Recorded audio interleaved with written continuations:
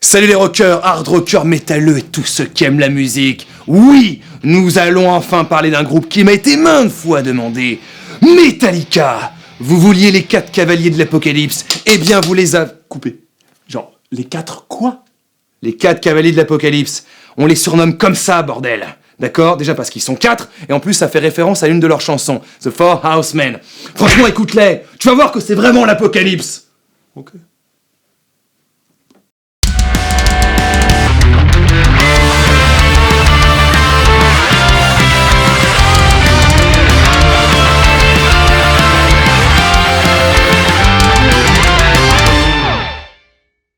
Pour en mettre certains dans l'ambiance fêlée de cette chaîne, ils n'ont pas toujours été 4, contrairement à ce que tout le monde pense. Il y a actuellement James Hetfield. Salut. Kirk Hammett. Salut. Lars Ulrich.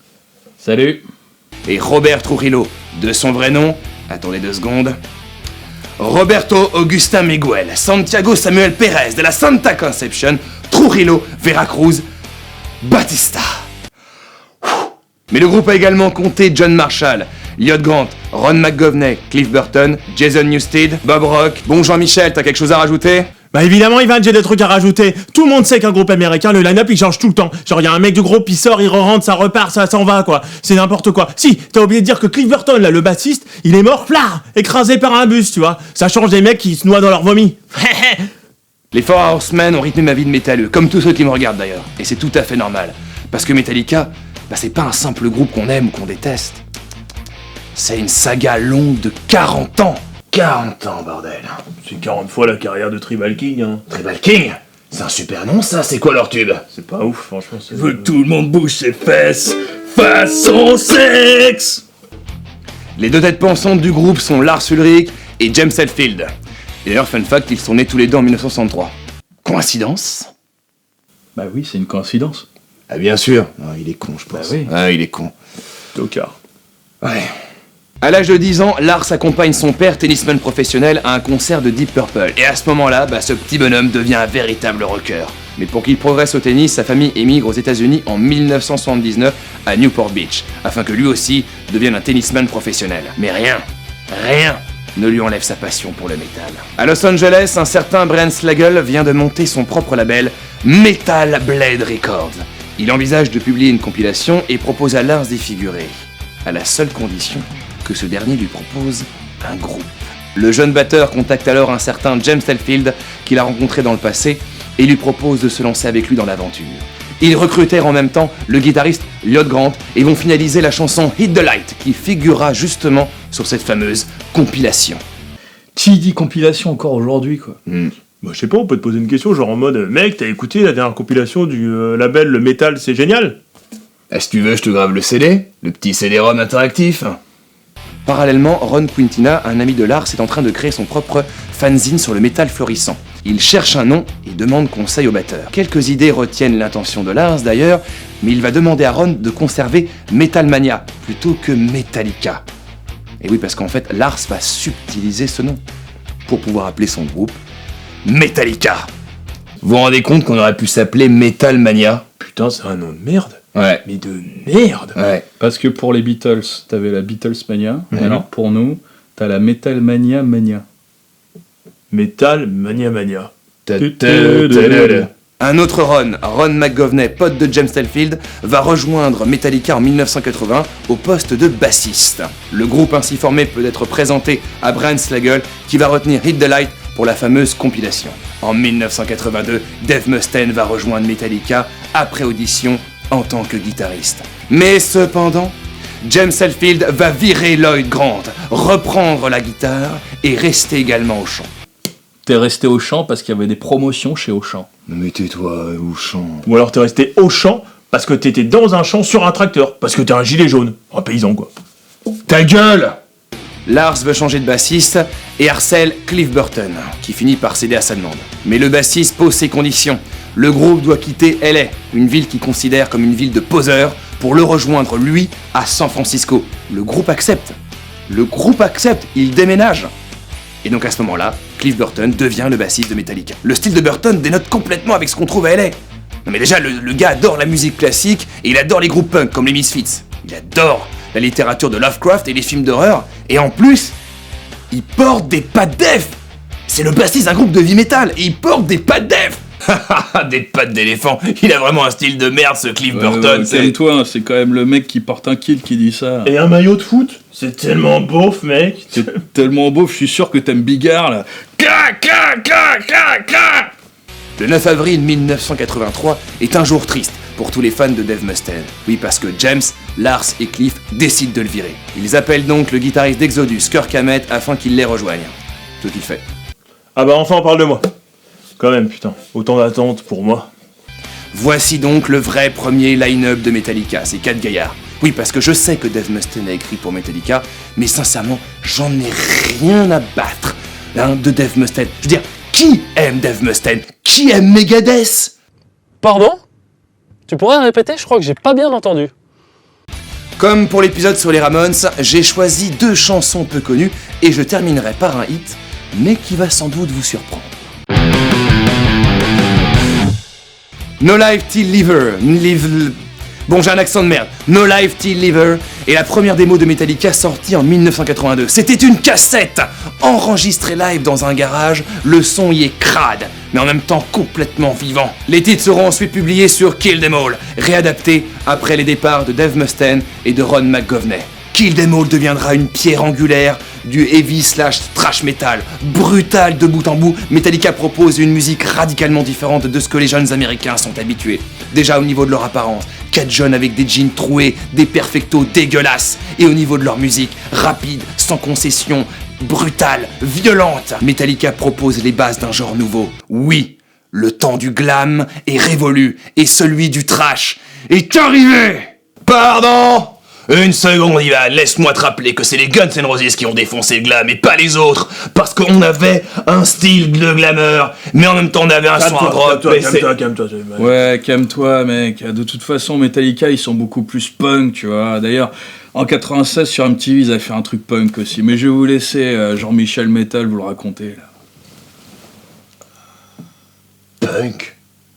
Ouais, merci Slash. Bon, tu vois, c'est une anecdote en 96 sur MTV aux États-Unis à la télévision, tu vois. Eh ben, MTV il dit à Metallica de venir jouer sur leur plateau, tu vois. En direct, il leur dit tu fais tout, mais tu dis pas de gros mots. Erreur monumentale, parce que les mecs, du coup, ils sont venus et ils ont fait des reprises punk où il y a trop des gros mots, tu vois. Ils parlent de baiser des chèvres, ils parlent de leur beat, tu vois. En direct sur MTV, tu vois. Ça, c'est métal, putain. Métal. Puisant son inspiration au cœur de la New Wave British Heavy Metal, grande passion de Lars Ulrich, Metallica a l'intelligence d'associer vitesse et violence d'un groupe comme Venom à une approche un peu plus mélodique, comme les groupes comme Diamond Head, Saxon ou encore Iron Maiden. Une sorte de mélange violent, rapide, limite très punkisant, qui donne le son unique de Metallica. Il propose une musique très différente de ce que MTV propose à l'époque, des groupes là avec des strass et des paillettes. Salut Motley Crue, en tout cas des groupes que déteste Lars. Ouais, moi aussi j'étais ce genre de groupe, mais je déteste surtout Metallica. Va se calmer la grande blonde là. Ouais, ta gueule la princesse. C'est la reine des neiges, salope. Attends, quoi? La reine des neiges, moi la reine des neiges? Oh mec, en même temps avec la coke, t'es un peu la reine des neiges, hein. Libéré, délivré. Arrête, Slash. Les mecs me manquent de respect. Non mais attends, c'est un truc de fou. Franchement, quand je pense qu'on avait accepté en 92 de faire une tournée avec ces tocards, heureusement que James Hetfield il s'est pris un effet pyrotechnique dans la gueule, cette espèce de flamme dans la tronche. D'ailleurs c'est drôle parce que la prochaine chanson dont Ivan va parler c'est Jump in the Fire. Et ben j'espère mon cher James que tu vas te la reprendre la flamme dans la gueule, espèce d'enfoiré. Ouais, l'homme barbecue. On va s'intéresser à la 4e chanson de l'album Kill Them All, Jump in the Fire. Les paroles ont été écrites par Dave Mustaine sur la fameuse compilation No Life Till Liver. Traitant de la sexualité, elles sont écrites du point de vue du diable qui regarde les gens s'entretuer. Il espère que tout le monde va aller en enfer pour leurs actions. Cette chanson, c'est le feu.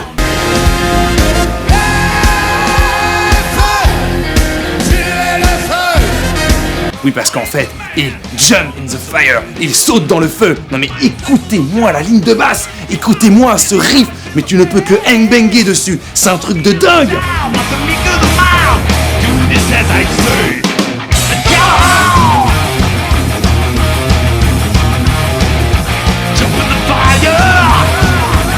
Petite anecdote, la pochette du single représente une créature démoniaque se prélassant dans les flammes.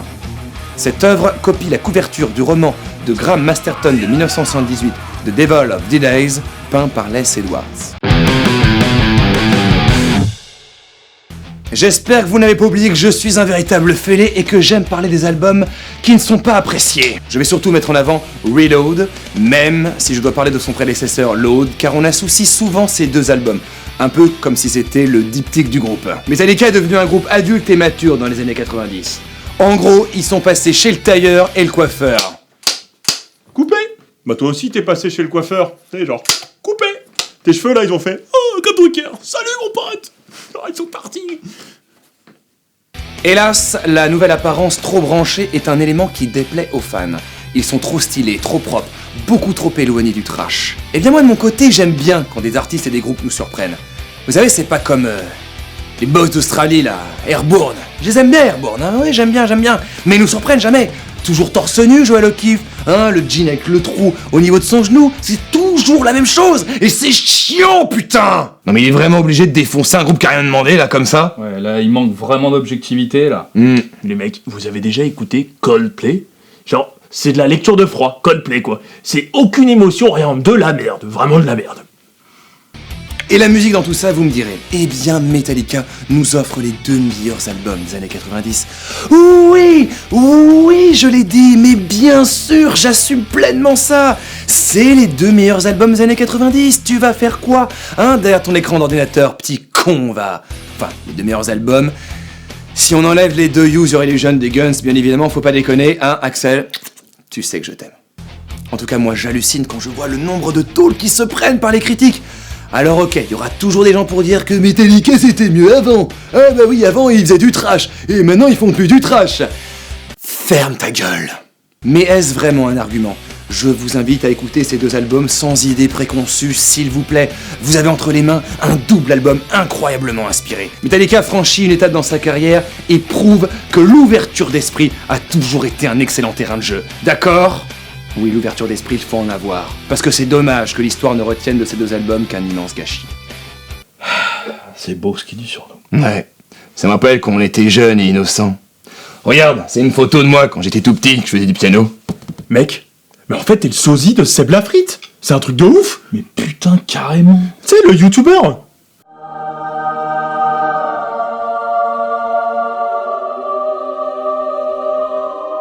Sur l'album Reload, le son de Metallica n'a rien perdu de sa puissance et de son ampleur grâce à une merveille de production assurée par Bob Rock. Les riffs restent en tête. Hetfield y retrouve toute sa hargne de leader. Et en plus, son petit côté bluesy est une plus-value des plus agréables, je ne vous le cache pas. On sent l'influence de Black Sabbath sur les monstrueux coups de Mediator, balancés par James Hetfield ou encore Kirk Hammett. Écoutez Better Than You ou Carpe Diem Baby.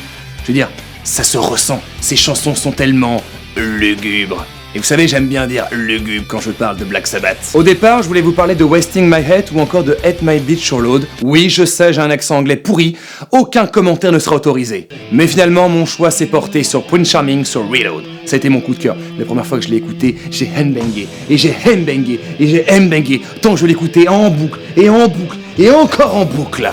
Même si le style est assez lent, je le conçois. Bon, le titre c'est Prince Charmant. Alors si t'as une petite fille, ou une fille, ou une copine, ou ça peut arriver, un pote qui aime toutes les conneries de Disney. Disney! Eh bien, fais-lui écouter cette chanson en lui faisant comprendre que le prince charmant qu'elle va rencontrer sera plus comme ça dans la vraie vie. Oui!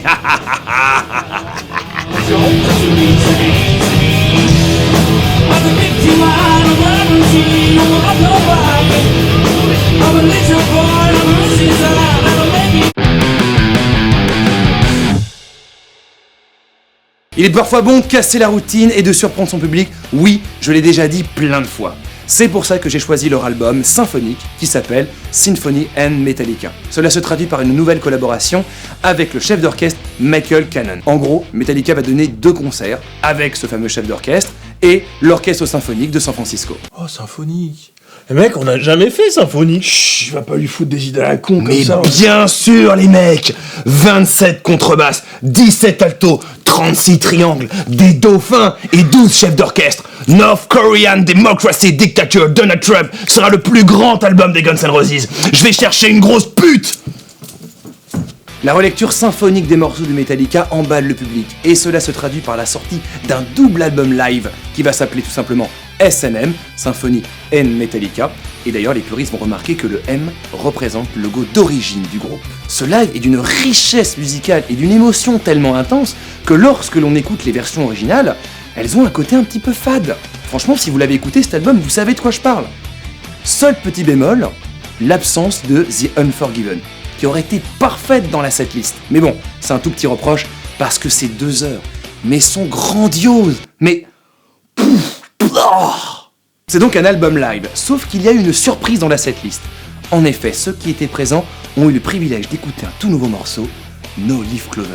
C'est l'une des plus belles chansons jouées par ce groupe, mêlée de 12 arpèges et de grosses guitares qui tâchent. Le titre se traduit par trèfle sans feuilles, et j'avoue n'avoir jamais vraiment compris le titre par rapport aux paroles. Peut-être que le groupe voulait exprimer que la vie c'est dur et qu'il ne faut pas vraiment compter sur la chance pour réussir, en rapport au trèfle à 4 feuilles, enfin, ce n'est que mon interprétation.